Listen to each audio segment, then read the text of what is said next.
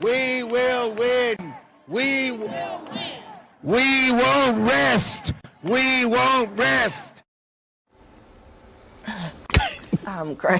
Gretchen. Yes, So they need the Democrats need a real leader. Democrats are losing their mind over Doge investigations into excessive government spending. Attorney General Pam Bondi is expected to make good on a promise to reveal the Epstein list. And CBS News exposes former Vice President Kamala Harris for lying to the American people. Guys, we have a jam-packed video today, so let's go ahead and kick things off with Democratic leadership going bananas over Elon Musk. But first, appreciate y'all being here. Thanks for hitting the like button and subscribing to the channel. And I really do appreciate you guys sharing the video. You helped me out tremendously. I appreciate you guys. Democrats agree that Musk is a problem, but listen to them today. And they have a piñata in search of a stick. To our Republican colleagues, if you do not see the light, we will bring the fire.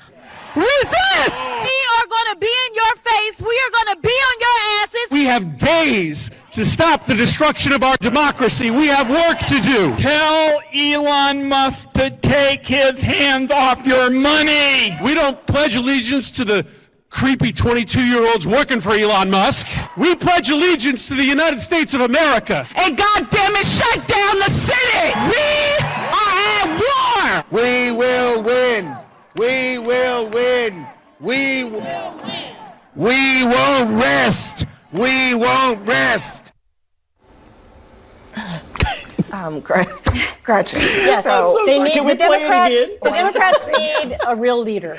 Okay, they need a real leader, which currently does not exist in the Democratic Party, and they have been caught completely flat-footed with the entire Trump presidency for the last 2 weeks and Elon Musk. I said on CNN months ago that Elon Musk would be the most influential advisor to President Trump, and that is proving to be true, whether you like it or not.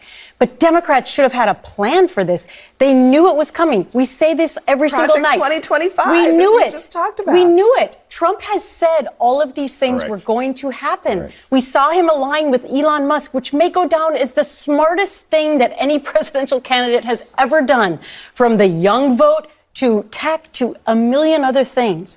So Democrats needed to have a plan, and it may be too late. Yeah, Bakari, are you fired up after seeing that? I'm fired up and ready to go. Can't you see it in my face?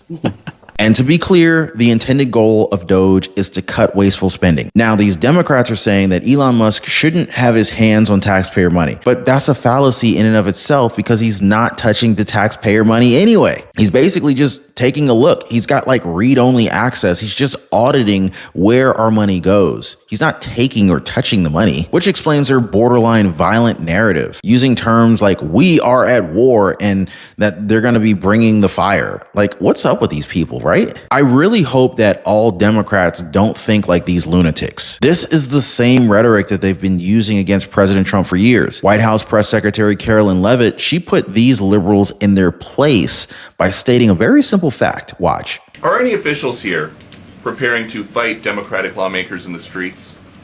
Absolutely not. So some of these, thanks for the question. Some elected Democrats are so steamed about Doge. Congresswoman LaMonica McIver says we are at war. Ilhan Omar says we might actually see somebody get killed. And Chris Van Hollen says we have to fight this in the Congress. We have to fight this in the streets. So what now? And may I just point out, if you heard that type of violent, enticing rhetoric from our side of the aisle, from Republican leaders on Capitol Hill, I think there would be a lot more outrage in this room today.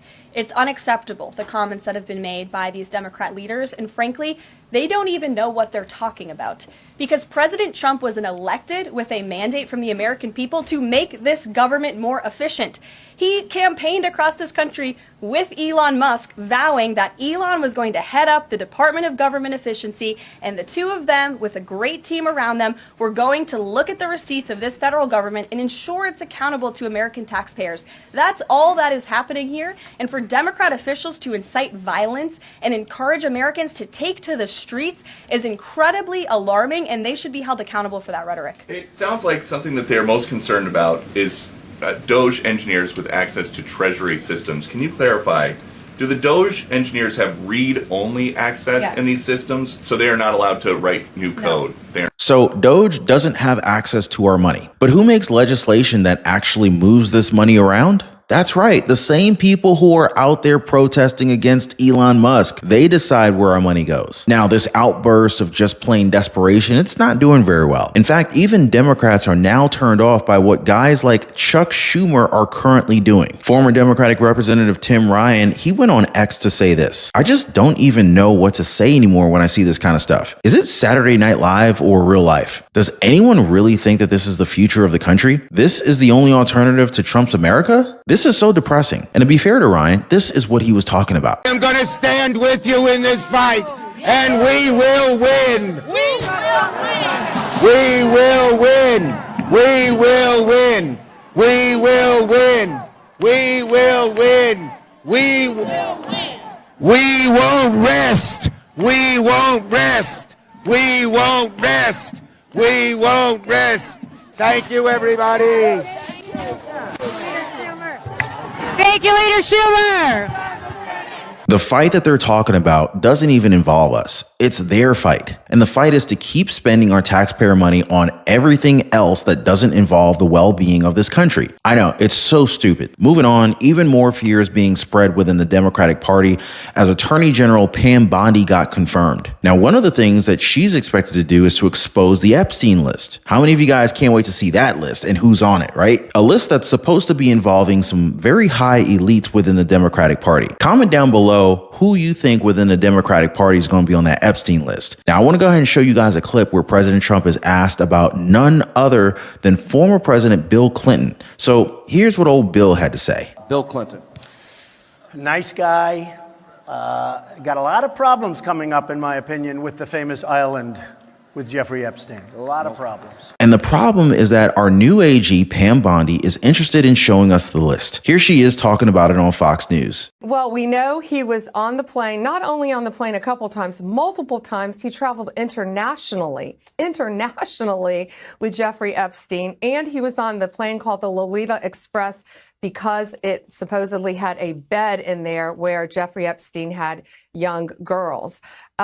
He has been a friend of his, a continuing friend of his for years and years. Contrast that with Donald Trump, who hasn't spoken to him in many years, over a decade, after he kicked him out of Mar-a-Lago for bad behavior. So that's the difference there. And I think Americans see the two-tier justice system. But, you know, we don't know. They're saying Clinton has not been to his private island, but he has traveled all over the world with Jeffrey Epstein. I want to know why AG Garland and the Justice Department are so quiet on this tonight. You know, they're out there labeling parents domestic terrorists, yet they're saying nothing about this. And these documents were so slow to come out. Human trafficking is a multi-billion-dollar business in this country, and Jeffrey Epstein is dead, and Ghislaine Maxwell is in prison for 20 years where she belongs. And if people in that report are still fighting to keep their names private, Sean, they have no legal basis to do so unless they're a child, a victim, or a cooperating defendant by some chance against some potential case against Ghislaine Maxwell. And I think Mark Garagos, as a great criminal defense attorney, will back that up as well. This list could very well turn the entire leadership of the Democratic Party into a complete and absolute clown show. This is, if these allegations are true, of course. I don't want to jump the gun, but we're still going to need some evidence in order to at least back up these claims. Now, speaking of evidence, I do want to shift topics here just a little bit. I want to talk to you guys about Vice President Kamala Harris. CBS News was recently forced to release the full unedited interview that she had with 60 Minutes. This is because many people noticed that they edited a clip where she was mostly going off course with yet another word salad. 60 Minutes today posted online the unedited transcripts of its October interview with Harris that sparked a lawsuit by Trump, saying that they proved its broadcast was not, quote, doctored or deceitful. Remember, Trump filed a $10 billion lawsuit against the network in November. It was reportedly the subject of ongoing settlement talks. So there had been recent reports that CBS, of course, owned by Viacom, was going to settle in some capacity with Trump and his team. Now, in a separate track, the FCC last week called for CBS to send transcripts and clips of the interview, which CBS did before making them public today. Now, the interview with Harris, portions of which were aired on 60 Minutes and Face the Nation, it attracted attention because clips showed her giving different answers to a question about Israel that was posed by the 60 Minutes correspondent, Bill Whitaker here. So, FCC Commissioner Carr in this post saying this: CBS provided with the FCC with unredacted video and transcript of Vice President Harris's 60 Minutes interview in response to the FCC's review of a news distortion complaint. He says CBS did not ask for confidential or non-public treatment of these materials. He says given the value of transparency and the public interest here, the FCC is taking two actions. He says, one, the FCC is making these materials publicly available, and two, the FCC has concluded that establishing a docket and seeking comment on the issues raised in the complaint would serve the public interest. Carr says the people will have a chance to weigh in.